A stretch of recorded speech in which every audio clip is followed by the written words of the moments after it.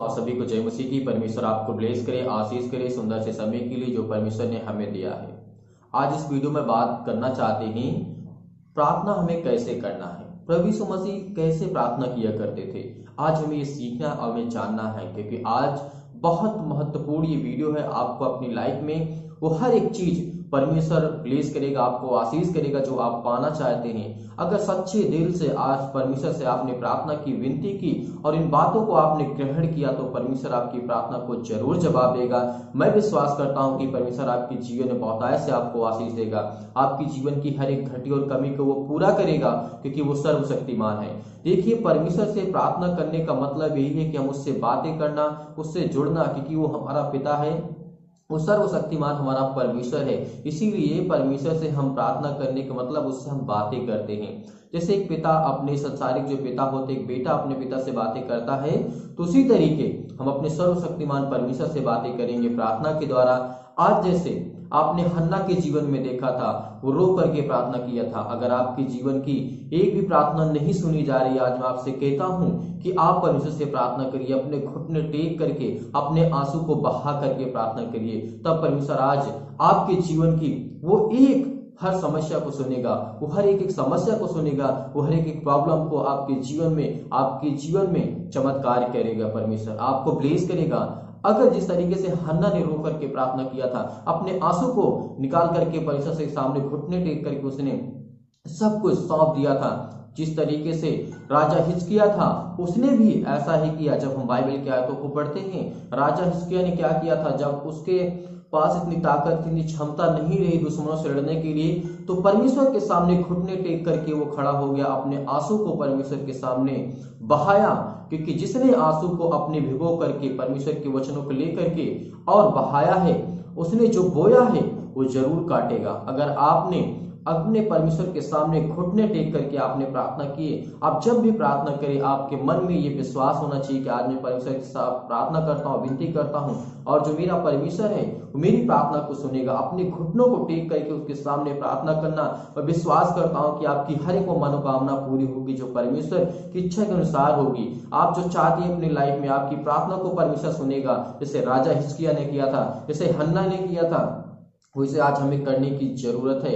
अपने घुटनों को टेक करके, अपने सीने पर हाथ रख करके और परमेश्वर से कहना, अपने हाथों को ढाक करके कहना कि मेरे जिंदा जीवित यहोवा परमेश्वर, मैं आज आपके सामने, आज मैं संसार से हार चुका हूं और मुझे इतनी सामर्थ्य और ताकत दे पिता परमेश्वर। जैसे आपने हन्ना के जीवन में परमेश्वर कार्य किया, जैसे आपने राजा हिजकिय्याह को बचाया, उसके राज्य को बचाया पिता परमेश्वर। इसीलिए मैं आपको कहता हूं कि विश्वास रखना, धैर्य रखना। कैसे प्रभु यीशु मसीह प्रार्थना किया करते थे, आइए जानने की कोशिश करते हैं और समझने की कोशिश करते हैं। ये वीडियो आपको अंत तक देखना होगा ताकि आज बहुत कुछ आप सीख जाएं, क्योंकि उसी का सहारा और उसी पर भरोसा है। क्योंकि प्रभु यीशु मसीह का ही सहारा और उसी पर भरोसा हमें रखना चाहिए, क्योंकि वही सर्वशक्तिमान है, सृष्टि का सृजनहार है। तो आप इन बातों को हमेशा याद रखना। जब भी आप प्रार्थना करना, सुबह शाम दोपहर, जब भी आप प्रार्थना करना, जब आपको समय मिले, तो उसके सामने अगर आपकी प्रार्थना नहीं सुनी जा रही है, नहीं जब आप मिलता है, उसके सामने अपने घुटने को टेक करके, एक अपने सीने पर हाथ रख करके और दूसरा हाथ परमेश्वर की ओर उठा करके कहना और प्रार्थना करना, उसके सामने अपने आंसू को रखना। तब परमेश्वर आपकी वो प्रार्थना को सुनेगा, आपको जरूर ब्लेस करेगा, आपको आशीष करेगा। आपने जैसे अपने आंसुओं को लेकर के बोया है, परमेश्वर आपके जीवन में जरूर वो चमत्कार करेंगे और परमेश्वर आपको ब्लेस करेगा, आशीष करेगा। याकूब यहाँ पे 1 और 17 में लिखा है, परमेश्वर का वचन क्या कहता है, हमें ध्यान पूर्वक देखने और समझने की जरूरत है। क्योंकि हर एक अच्छा वरदान और हर एक उत्तम दान जो है ऊपर से आता है। जो परमेश्वर हमें अभिषेक करता है, वो हर एक अच्छा वो परमेश्वर के पास से आता है। जो हमें जीवन, श्वास, जो कुछ आज हमारे पास है, वो सब परमेश्वर ने हमें दिया है। तो हमें क्या करना चाहिए, और ज्योतियों के पिता की ओर से मिलता है, यानी हमारा जो परम पिता परमेश्वर है, जो ज्योति है, जो प्रकाश है, जो अंधकार में कभी वो नहीं रहता, क्योंकि उसके अंदर वो अंधकार में जो इंसान रहते हैं उसको हमेशा अलग कर देता है। इसीलिए आज हमें जो हमारा परमेश्वर ज्योति है, जो प्रकाश है, अपने जीवन में आप पाना चाहते हैं, इन वचनों को ध्यान रखना। क्योंकि हर एक अच्छा वरदान जो होता है ऊपर से आता है और उत्तम दान ऊपर से ही आता है, क्योंकि वो परमेश्वर जो हमारा परम पिता परमेश्वर है वो हमें देता है। तो हमें इन वचनों पे विशेष ध्यान रखना होगा कि जो भी अच्छा वरदान आता है वो परमेश्वर की ओर से आता है, जिसने ना तो कोई परिवर्तन हो सकता है और ना अदल बदल के कारण उस पर छाया पड़ सकती है। जो परमेश्वर से हमें अभिषेक मिलती है, जो हमें परमेश्वर ज्ञान बुद्धि और समझ देता है, उसमें ना किसी प्रकार का कोई परिवर्तन हो सकता है, ना उसमें कोई अदल बदल सकता है, ना वो शैतान अदल बदल सकता है। क्योंकि जब हम अपने परमेश्वर के सामने प्रार्थना करते हैं घुटने टेक करके, तो वह हमारी प्रार्थना को सुनता है। तो आइए देखना चाहते हैं यहाँ पर पहला तीमुथियुस अध्याय 2 और वचन नंबर 5 में लिखा है, क्योंकि परमेश्वर एक ही है और परमेश्वर और मनुष्य के बीच में एक ही बिचवई है, अर्थात यीशु मसीह, जो मनुष्य के रूप में इस संसार में था और हमें पहचानने को मिलता है प्रभु यीशु मसीह को। इसीलिए हमें परमेश्वर पर विश्वास रखना चाहिए, भरोसा रखना चाहिए कि वो एक ही परमेश्वर हमारा है, वो सर्वशक्तिमान परमेश्वर, जिसने हमें संसार और पृथ्वी को, जो भी कुछ आप अपनी आंखों से आज देख रहे हैं, परमेश्वर ने आपको रचा और बनाया है। इसीलिए आपको बिलीव करना होगा, विश्वास करना होगा। आज आपकी परमेश्वर प्रार्थना जरूर सुनेगा। अगर इन बातों को आप विशेष ध्यान रखेंगे प्रार्थना करते वक्त, तो जरूर परमेश्वर आपकी हर एक समस्या का समाधान देगा। देखना चाहते हैं मत्ती अध्याय 6 और वचन नंबर 9 से लेकर के 13 तक। यहाँ पर प्रभु यीशु मसीह ने हमें प्रार्थना करने के लिए सिखाया है, कहा है क्या करना है। सो तुम इस रीति से प्रार्थना किया करो। परमेश्वर का वचन क्या कहता है, सो तुम इस रीति से प्रार्थना किया करो, हे हमारे पिता, तू जो स्वर्ग में है, तेरा नाम पवित्र माना जाए। हमें क्या करना है, पहले परमेश्वर को आदर और महिमा सम्मान के द्वारा उसको धन्यवाद करना चाहिए कि पिता तू जो स्वर्ग में है, तेरा नाम पवित्र माना जाए। पहले तो उसे हमें पवित्र मानना होगा क्योंकि वो पवित्र है, और हमें भी बनने की कोशिश करना चाहिए, हमें भी कोशिश करना चाहिए। हालांकि इंसान इतना पवित्र नहीं बन सकता है, लेकिन फिर भी आपको कोशिश करना है, कोशिश करना है, कोशिश करना है, क्योंकि परमेश्वर ने कहा है हमेशा अपने आप में वो देखो, वो पहचानो, अपने आप को पहचानो, किसी दूसरे को नहीं, अपने आप को पहचानो। फिर उसके बाद दूसरे के जीवन के बारे में सोचना, क्योंकि हमारे ही जीवन में इतनी सारी बुराइयां हैं तो हम दूसरे जीवन के बारे में क्या सोच सकते हैं। इसीलिए हमें परमेश्वर को आदर और महिमा सम्मान के द्वारा उसको धन्यवाद करना चाहिए। फिर इसके बाद क्या करना चाहिए, तेरा राज जाए, तेरी इच्छा जैसे स्वर्ग में पूरी होती है वैसे पृथ्वी पर भी पूरी हो। हम सब मसीह भाई बहनों के द्वारा क्या करना है, तेरा राज जाए। हमें परमेश्वर के राज्य को वेट करना है, इंतजार करना है, कहना है कि पिता तेरी जैसी स्वर्ग में इच्छा पूरी होती है पिता, वैसे पृथ्वी पर हो हम मनुष्यों के द्वारा। क्योंकि परमेश्वर की इच्छा जो होती है वो स्वर्ग में जो परमेश्वर चाहता है उसी तरीके होता है। तो इसीलिए आज पृथ्वी पर जो परमेश्वर चाहता है वो नहीं होता है। इसीलिए बहुत सारा दुख पाप संसार में, जगत में बहुत सारा पाप से लोग दबे हुए हैं, लोग परेशान हैं, चिंतित हैं, हताश से निराश हो चुके हैं। तो इसीलिए हमें परमेश्वर पर भरोसा रखना चाहिए, विश्वास करना चाहिए, उसकी इच्छा पूरी हो। अगर हम उसकी इच्छा के अनुसार हम प्रार्थना करते हैं या उसकी इच्छा के अनुसार हम पर अपनी लाइफ को ढालते हैं, तो परमेश्वर हमें जरूर ब्लेस करेगा, हमें जरूर आशीष देगा। तो यहाँ पे देखना चाहते हैं 11 में लिखा है, हमारी दिन भर की रोटी आज हमें दे। परमेश्वर से कहना, प्रार्थना करते वक्त कहना कि ना पिता मुझे धनी बना और ना मुझे गरीब बना पिता परमेश्वर, लेकिन हमारे दिन भर की रोटी पिता हमें जरूर दे।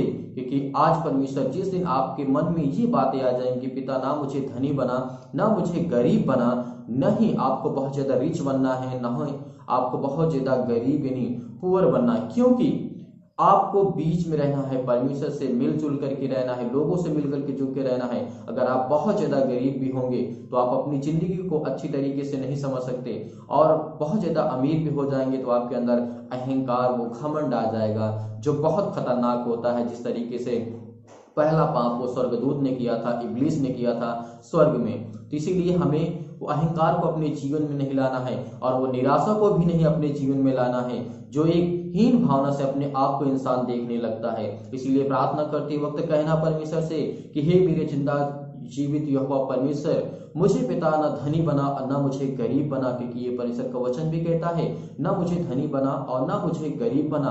पिता परमेश्वर मेरे दिन भर की रोटी पिता मुझे दे, मुझे एक पल की पिता परमेश्वर जो मेरे जीवन की रोटी है उसे मुझे दे पिता परमेश्वर, ताकि मैं परमेश्वर आपसे जुड़ा रहूं, आपसे प्रार्थना कर सकूं। क्योंकि जिस दिन हमारे अंदर अहंकार आ जाएगा या हमारे पास बहुत धन दौलत शोहरत नाम हो जाएगा, पैसा हो जाएगा, उस दिन हम परमेश्वर की सामर्थ को ताकत को भूल जाएंगे। क्योंकि जो अंधकार की शक्ति होती है बहुत जल्दी प्रबल होती है, इसीलिए जो ज्योति है हमें घिसना पड़ता है, उसे हमें अपने अपने अंदर लाना पड़ता है, लेकिन अंधकार को और पाप को नहीं लाना पड़ता है।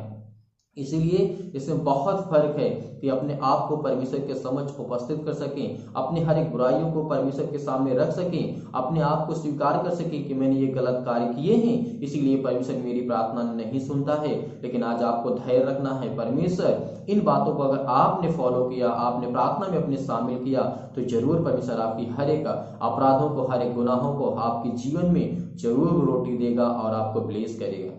और 12 में लिखा है, और जिस प्रकार हमने अपने अपराधियों को क्षमा किया, वैसे तू भी अपने अपराधों को क्षमा कर। आज हमें अपने अंदर ये नहीं लाना है कि हम अगर कोई मुझसे माफी मांगे तभी मैं उसे माफ करूंगा। नहीं, आपको उसके हर एक अपराधों को, हर एक गुनाहों को आपको क्षमा करना होगा। आपके अंदर दीन और नम्र जब तक आप नहीं बनेंगे तब तक परमेश्वर आपकी प्रार्थना को स्वीकार नहीं करेगा, क्योंकि वो दीन और नम्र, प्यार करने वाला, प्रेम करने वाला और पवित्र है। और पापों से परमेश्वर हमेशा घृणा करता है। हमेशा वो आपके और हमारे जीवन को देखता है और जज करता है कि ये कैसा व्यक्ति है। क्योंकि परमेश्वर उसी को फलवंत करता है जिसके जीवन में फल योग्य व्यक्ति हो। वो हर एक इंसान पापी है सृष्टि पर, संसार पर है।